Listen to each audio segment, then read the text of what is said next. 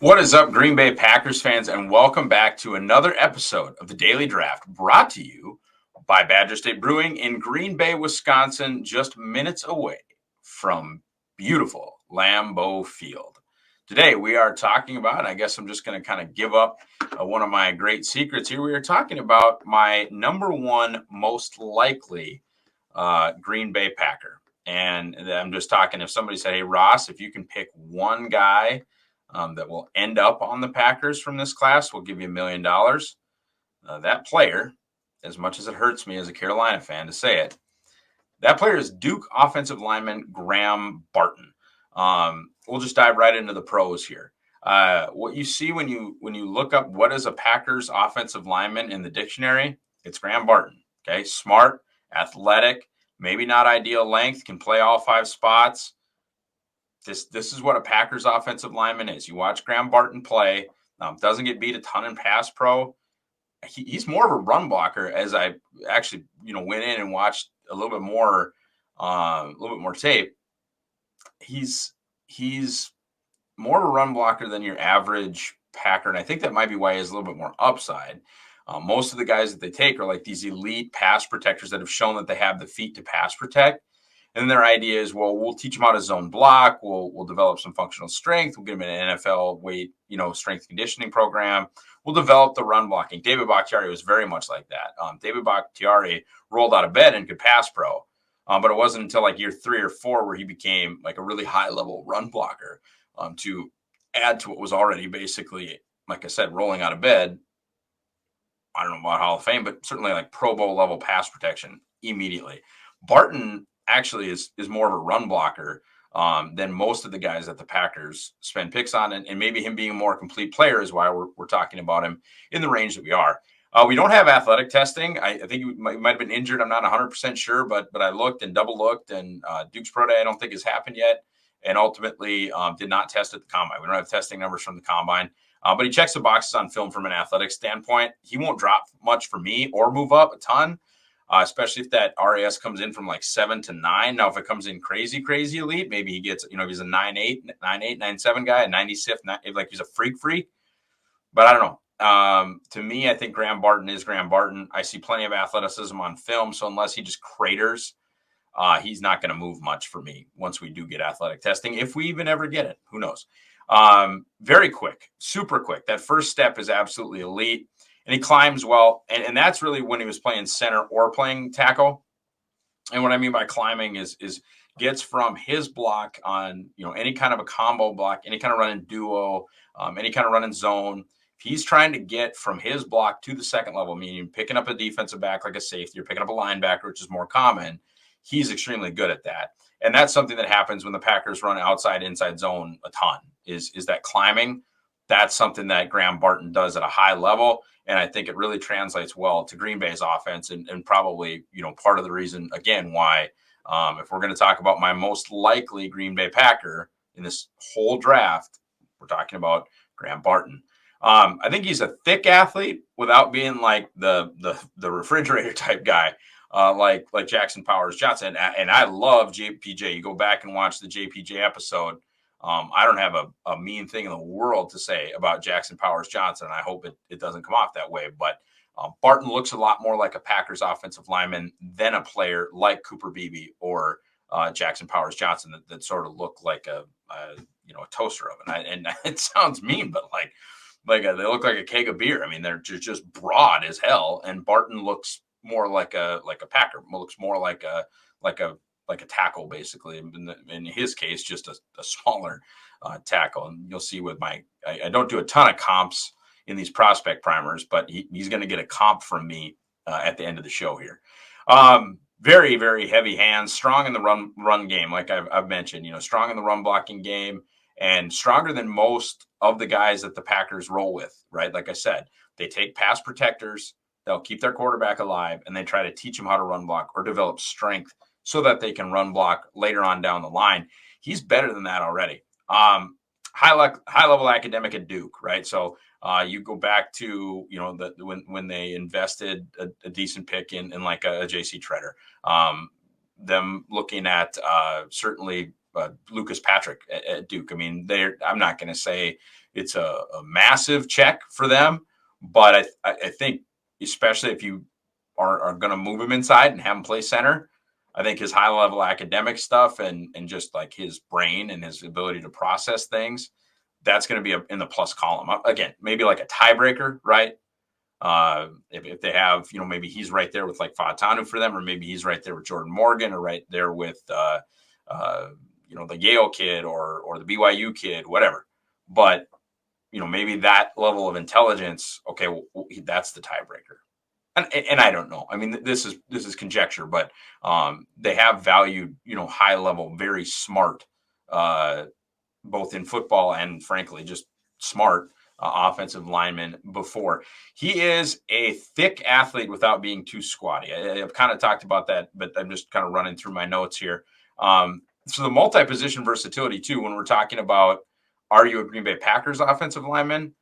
That is something that is on film. Theoretical versatility is fine, right? Very exciting that college tackles TJ Lang and Josh Sitton ended up being Packers Hall of Fame level guards. But I don't know how much of that was on tape. It's on tape with Barton. He's played left tackle and center, and I think maybe a couple of other spots. I don't have that part of it down in my notes here, but as I watched games of him playing left tackle, watched games of him playing center. And so when you have versatility on film, and it's not just like, oh, well, we rep this kid at center in practice, or hey, we played him at some guard at the Senior Bowl. It's like, no, Power 5 games, playing multiple positions. And that body type, that's the big thing to me. We don't have, as I mentioned, as I just pull it up here on the other screen, we don't have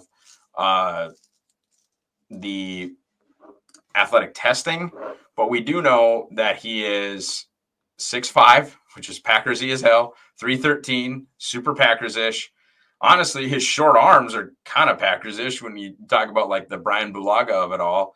But man, if you just told me like, hey, this guy's played a bunch of positions, he's an athlete, went to a high-level academic school, and he's 6'5", 313. I was like, oh, Packer. That's what that is. And why I keep putting this stuff in the pros and not the Packers fit is they've been really good, guys. And that's why being a Packers type offensive lineman is not just a Packers fit. It's a pro. They've been excellent at this, even with shorter guys. I mentioned this in the Fatanu video. Yeah, Bakhtiari and Tom are short. But who are the best short tackles in the league in the last 15 years? It's Bakhtiari and Tom. So your Packers type is good. Being able to identify Elton Jenkins is good. Being able to identify Zach Tom is good. Being able to identify Bakhtiari, Sitton, Lang, a lot of these guys, mid-round picks. Some of them are high picks. Myers, Elton Jenkins, Sean Ryan's top 100 pick. But being able to find Rasheed Walker in round 7 is good. Okay, those are good things. So if I say a guy's a Packers offensive lineman, yes, part of it, sure, hand out me. I'm a homer. Sure, okay, fine. But it's also like a lot of these guys would be starting and playing well for other teams. A lot of teams would kill to have Zach Tom right now. And so if I say you're a Packers offensive lineman, that is a compliment, as homerish as that may be. 4 sacks given up in the last 2 seasons is good. But as we move to the cons, I will say 10 sacks allowed in the last 3 seasons, which is not like tragic. But we've talked about offensive linemen on this show that are kind of in that 25 to 58 range that have given up like 2 or 3 sacks in the last 3 years, 2 or 3 sacks in their career, 3 or 4 sacks in their career.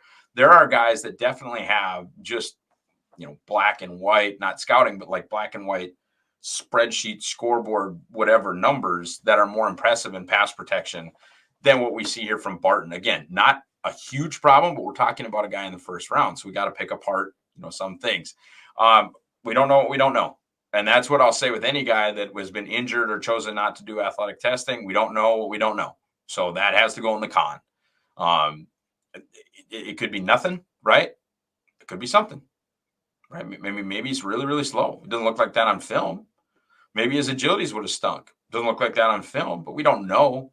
Maybe he wouldn't hit what the Packers like at broad jump, which is just an explosive metric, right, for offensive linemen, but they care. And so we don't know what we don't know. So that's just a part of what this is. As a tackle, he does have a lack of length that can't be, not notified because, and I've talked about this before. Guys, Aaron Taylor, I think in 1994, it might have been 95, but I think it was 94. Aaron Taylor in the mid 90s is the last time they did spend a first round pick on an interior offensive lineman. All of their round one guys have been tackles. You talk about Bulaga, you go back, you talk about Verba and Michaels when we're talking about like the Super Bowl era, but then you talk about Bulaga, you talk about Sherrod. The guys that they have taken in round one have been tackle body types, not tackle body types that they intend to move inside, tackles that they intend to play tackles. That's how they've been using the round ones. So if you're thinking about that with Barton, he does have a lack of length. Okay, he's got average height, but he's got short arms and really, really small hands, like strangely small hands, especially if we're talking about a tackle. He's got an inconsistent strike in pass protection. And I think his problems in pass pro are pretty fixable. And why do I say that? Because I think they're in his upper body and not his lower body. And I do believe that while hand placement is important and your strike happens so fast that there is a level of instinct to it, I do think that a good offensive line coach like Butkus, like Stanovich, can fix more stuff with your hands faster than they can fix your feet. And what I mean by that is like footwork is so you're probably looking at where you're going to strike with your hands. And I've never played offensive line, so I don't know a ton, but like it does seem to me like footwork and your ability to mirror with your feet is something the Packers want as a trait. And how you use your hands and your leverage and things of that nature is something they believe they can teach.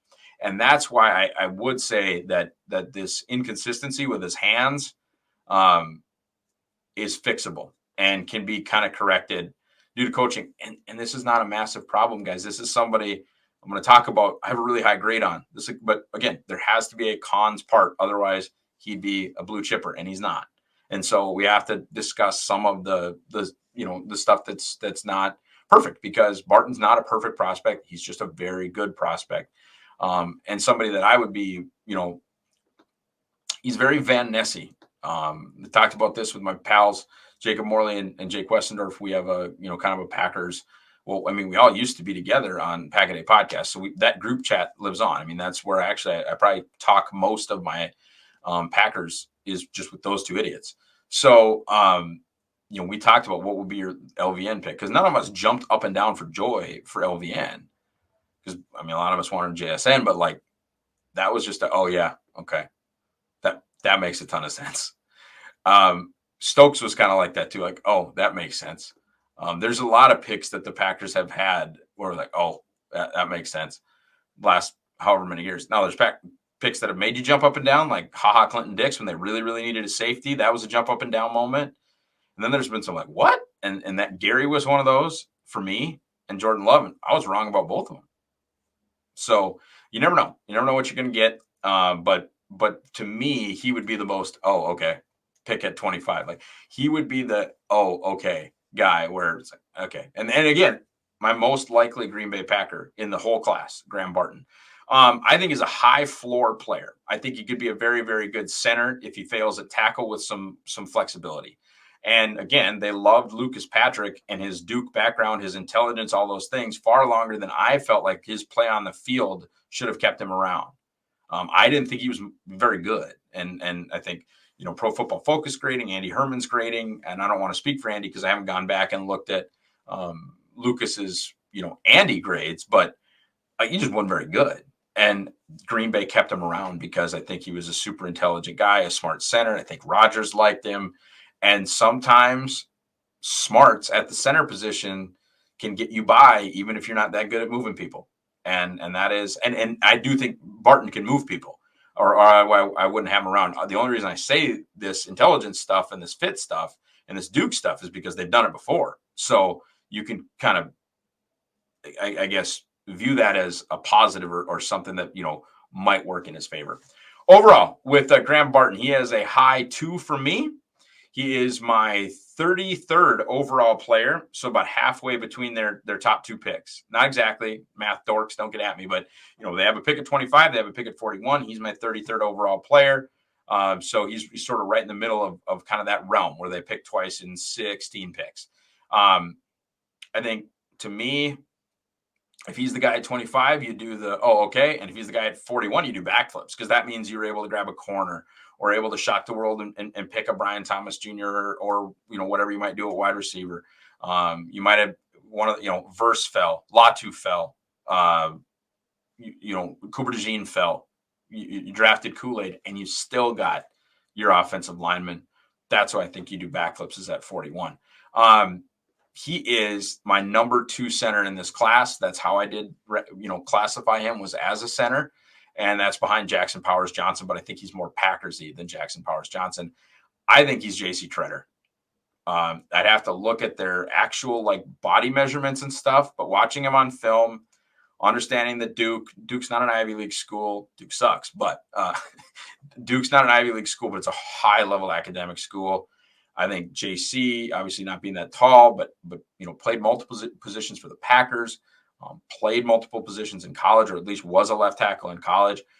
I think Graham Barton is JC Treader, and that's a good thing, because even though JC was a 4th-round pick, I think he returned 1st or 2nd round value as a football player, both for the Packers and then when he moved on. And that is why he is my most likely Packer in the whole draft, because I do think that they have a decent chance of, after addressing safety, after re-signing Keyshawn, which I wouldn't have done, but they did, and after addressing the running back situation, offensive line could happen at 25 or 41. And I think Barton is the most Packersy guy that's in the 25 to 41 range. So anyway, that's it for this show. Thank you guys so much for watching. Thank you for listening. If you are on the podcast side, please buy the Packer Report Draft Guide. There should be a link right here in the description. Use promo code DAILY for 10% off. You can follow me. I'm at Ross Uglem on X, formerly known as Twitter, and check us out at Packer Report. We're doing some really cool stuff. Hope you guys enjoyed the free version of my 2018 redraft. If not, go check it out. I did a number of things. What was the perfect pick? With hindsight, what I would have done, and I was super honest with those guys. I mean, I know, go look at some of the bad picks, right? I looked at my board. I looked at what I would have done, what the Packers roster needs were, how I would have filled those roster needs as I went on, and tried to make, realistic, what would I have done? And sometimes I would have liked my pick better than Goody. Sometimes I would have liked Goody's pick better than mine, given hindsight. So I think they're interesting. I really do. I think, it was a fun thing for me to do, and I think it's an interesting read for you guys. I think it's something that you guys would find that's cool. All right. Do everything you're supposed to do here. Like, subscribe, click the bell, get the notifications so that you can get every ounce of Packers content that you desire on a daily basis. Have a great rest of your Thursday, folks, and go Pack Go.